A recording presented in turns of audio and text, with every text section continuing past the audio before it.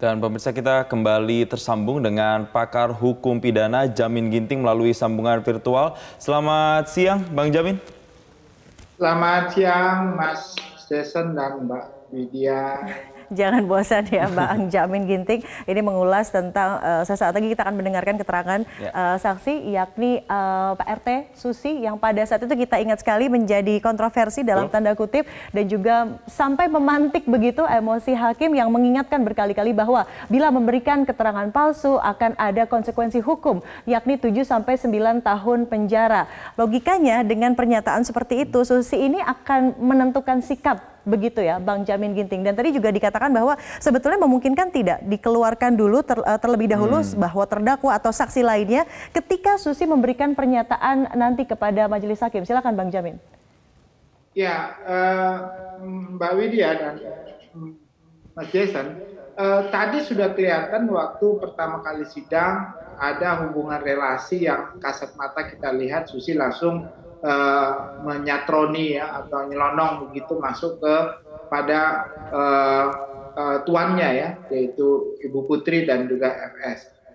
Karena dikhawatirkan keterangannya yang berhadapan langsung nanti dilihat oleh FS dan juga PC, ini akan mengakibatkan keterangannya jadi berubah-ubah begitu. Nah, untuk itu di KUHP itu ada di pasal 173 mengatakan hakim itu bisa mendengarkan keterangan saksi ini ya tanpa hadirnya terdakwa untuk tertentu ya. Jadi terdakwanya nanti disuruh keluar dulu gitu ya. Karena dia takut untuk melihat, kalau dia lihat bisa-bisa nanti khawatir jiwanya terancam gitu ya. Dia bisa jadi resiko bagi diri dia. Maka secara psikologis terdakwanya disuruh dulu keluar dulu ya. Terdakwa ini ada keterangan dari saksi yang mau dia terangkan tapi dia tidak mau didengar langsung, dihadirkan di situ. Jadi dia bisa di luar. Nah, tetapi setelah dia memberikan keterangan, terdakwanya harus masuk kembali dan hakim memberitahu apa yang disampaikan tadi oleh saksi tersebut, perihal keterangan apa dikasih tahu kepada terdakwa. Begitu. Jadi waktu hanya bedanya waktu dia memberikan keterangan dia nggak langsung berhadapan, bertatap mata langsung dengan terdakwa itu ya. Nah, setelah dia masuk, hanya hakim nanti yang menerangkan apa yang diterangkan saksi tersebut. Nah, bisa dilakukan seperti itu. Gitu. Ya, Bang Jamin, tapi kan kalau kita lihat alasan dari Pengadilan Negeri Jakarta Selatan bahkan beberapa kali juga menggabungkan terdakwa, menggabungkan beberapa saksi dengan alasan ini untuk menghemat waktu persidangan. Apakah kalau misalnya dilakukan seperti itu, dikeluarkan dulu terdakwa lain atau saksi lain baru dimasukkan ke ruang sidang lagi, baru dikasih tahu apa yang dijadi keterangan oleh saksi, ini akan memakan waktu yang lebih lama secara mekanisme persidangan ya Bang Jamin? Ya, kalau saksi-saksi yang lain kan tidak ya. Saksi-saksi yang lain kan tidak ada terlalu terpengaruh terhadap kuasa relasi kan. Yang saksi yang dua ini aja yang sangat dikhawatirkan ya terkait karena dia masih menerima upah contohnya ya. Masih menerima gaji dan masih bekerja di rumahnya walaupun tuannya nggak ada di rumah tapi pengaruhnya tetap ada lah tentunya begitu. Nah, jadi waktu dia memberikan keterangan ini dia hanya khusus untuk keterangan tertentu aja, bisa jadi nggak semua keterangan ya, hanya khusus untuk keterangan tertentu atas permintaan hakim, terdakwanya bisa dikeluarkan dulu dan untuk saksi ini, tapi saksi-saksi yang lain tentu tidak begitu. Jadi untuk beberapa keterangan saja. Jadi saya kira ini nggak berpengaruh lah, nggak begitu banyak lah waktu yang terbuang karena terdakwanya bukan pulang atau dikembali lagi ke tahanan, hanya di luar gitu, di luar untuk tidak mendengarkan ya, keterangan ini secara teknis saja dari segi psikologi begitu ya untuk tidak memberikan tekanan kepada saksi Susi. Bang Jamin, ini berkali-kali hakim kemarin menegur begitu saksi Susi karena memang sudah katakanlah sudah mencium indikasi kebohongan atau inkonsistensi sampai ada kata-kata kamu kalau bohong konsisten begitu ya. Hakim mengatakan demikian. Kalau misalnya nanti dalam pernyataan terbaru saksi Susi masih diindikasikan atau masih terindikasikan berbohong, tidak menutup kemungkinan ketika statusnya berubah dari saksi menjadi terdakwa juga, Bang Jamin.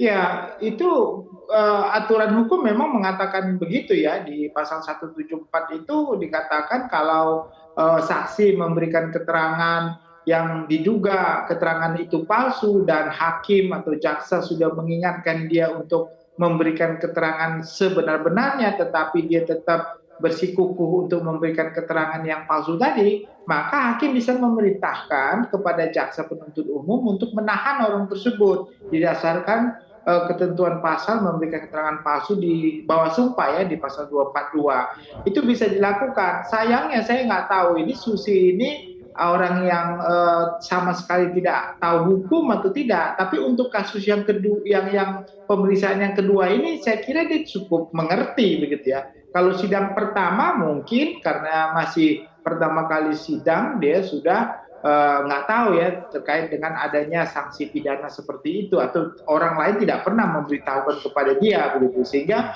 apa yang dimention di kepalanya yang dia dapatkan dari mana-mana untuk mengarahkan dia memberikan keterangan sesuatu yang nggak benar, sehingga dia mengucapkan itu begitu. Nah, tapi sekarang dia sudah terikat dengan keterangannya di kesaksian di Baradae. Jadi dia nggak bisa lagi menghindar dari kalimat-kalimat atau kata-kata yang berbeda dengan apa yang sudah dia sampaikan di keterangannya di Baradae. Kalau dia berubah, berarti ada sesuatu yang nggak benar.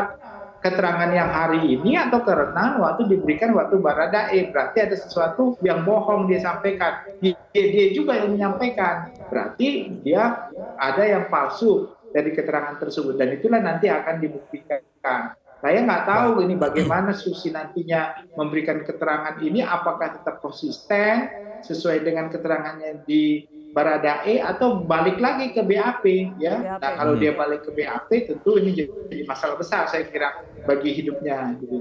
Baik, tapi Bang Jamin, kalau menurut Bang Jamin sendiri sebagai pakar hukum melihat keterangan dari Susi misalnya dan juga keterangan dari Daden yang diindikasikan inkonsisten ini, memang benarkah ada inkonsistensi di situ atau mereka ini juga terpengaruh faktor-faktor lain? Misalnya ada yang bilang namanya juga mungkin, mohon maaf, PRT, mungkin tingkat pendidikannya atau kemampuan komunikasinya juga tidak bisa disamakan, makanya dia mungkin nervous atau gugup. Apakah faktor-faktor itu juga mempengaruhi tekanan atau pressure secara psikologis, Bang Jamin? Ya, pengalaman kalau kita lihat realita orang yang pendidikannya tidak tinggi atau menengah begitu ya, biasanya mereka justru lebih luas gitu untuk menyampaikan apa yang mereka pikirkan kalau nggak ada settingan gitu loh, kalau nggak diarahkan, kalau tidak diancam, jadi mereka bebas. Nah, kita bisa lihat apa yang disaksikan kemarin ya, supir ambulan yang saya kira dia juga pendidikannya biasa-biasa saja ya, supir ambulans yang membawa mobil ambulans ya. Kita lihat di situ bagaimana dia dengan leluasa, sangat gamblang menceritakan apa yang dia alami, apa yang dia lihat, karena dia tidak mempunyai beban di situ untuk memberikan keterangan yang dipikirkannya di settingan begitu. Nah, ini harusnya Susi kalau sudah berulang-ulang melakukan suatu kegiatan pekerjaan di rumah tersebut ya, kan rutin ya pekerjaan itu dilakukan di rumah tangga ya, dan kejadian pada saat itu juga dia masih baru, tentunya masih hafal ya, artinya masih ingat begitu. Kalau nggak ada beban, saya kira dia pasti lancar ngomongnya ya. Nggak mungkin dia mempunyai waktu jeda kalau dia bertanya.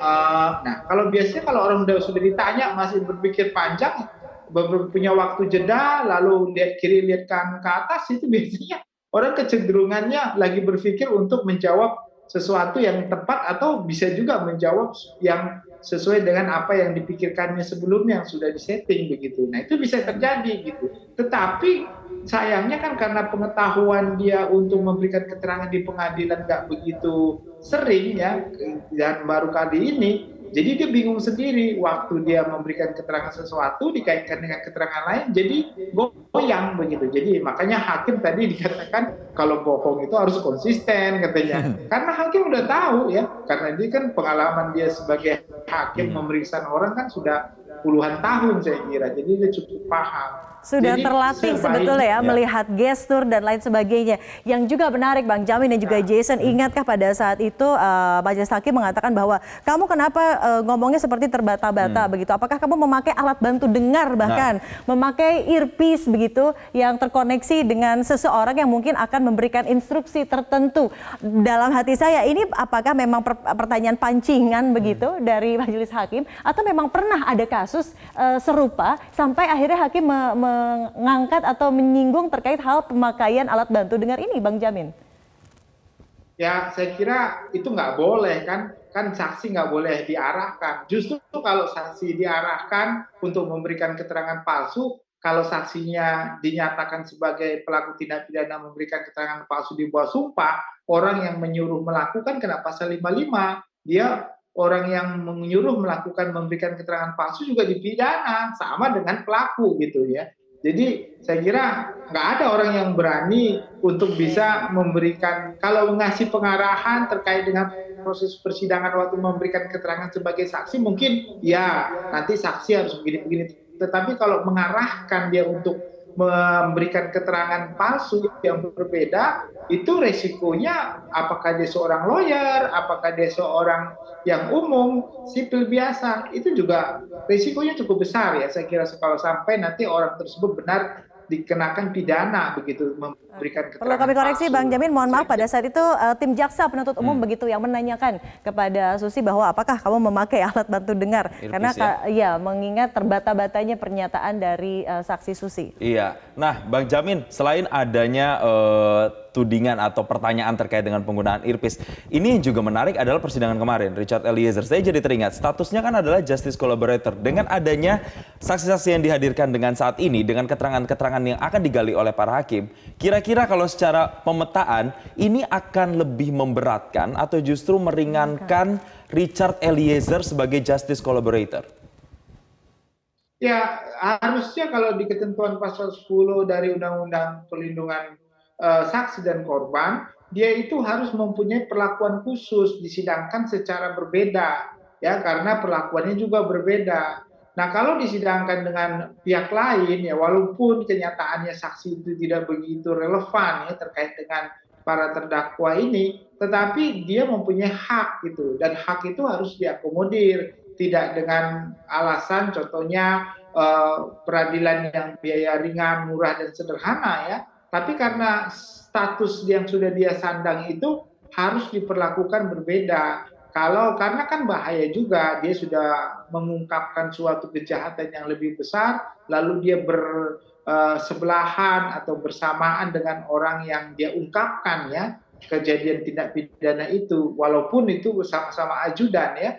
Tapi aturannya memang begitu. Jadi dengan keadaan seperti sekarang ini disidangkan secara bersamaan, ya justru kalau menurut saya merugikan kedudukan dia sebagai justice collaborator karena dia tidak punya waktu. Anda bayangkan aja ya, waktu sidang yang begitunya, untung kalau cuma 5 orang kemarin ya. Kalau sampai ada 12 itu saya kira setiap PH ya, penasihat hukum dengan 3 terdakwa tidak cukup waktu untuk bertanya lebih dalam lagi ya.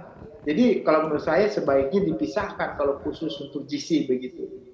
Oke, baru juga kita mendapatkan informasi yang masuk ke redaksi kami, Bang Jamin, Majelis Hakim Pengadilan Negeri Jakarta Selatan atau PN Jaksel ini akhirnya menolak eksepsi atau nota keberatan Arif Rahman Arifin yang merupakan terdakwa kasus obstruction of justice terkait pembunuhan berencana terhadap Yosua. Ini berarti Arif Rahman Arifin ini merupakan satu dari 6 polisi begitu ya yang didakwa terlibat dalam obstruction of justice pembunuhan berencana. Apa impactnya terhadap perguliran kasus yang sedang kita akan nantikan saksi berikutnya memberikan keterangan, Bang Jamin Ginting? Ya, ini terakhir ya, maksudnya ini obstruction of justice terdakwa yang terakhir diputus eksepsinya ya. Saya kira dari awal juga sudah diketahui kemungkinan untuk ditolak eksepsinya besar sekali dan kenyataannya seperti itu begitu. Berarti sidangnya ini akan dilanjutkan dengan pemeriksaan saksi. Ya, tadi saksi-saksi yang akan diperiksa tentu tidak jauh berbeda dengan saksi-saksi yang sudah pernah diperiksa oleh beberapa terdakwa lainnya terkait dengan dakwaan yang sama, obstruction of justice. Cuma ini belakangan ya. Saya kira tentu bagian dari pemeriksaan ini akan memakan waktu juga gitu karena berbeda-beda timingnya ya. Bisa jadi nanti jaksa juga atau hakim juga menyatukan pemeriksaannya dengan yang lain atau menunggu dengan yang lain.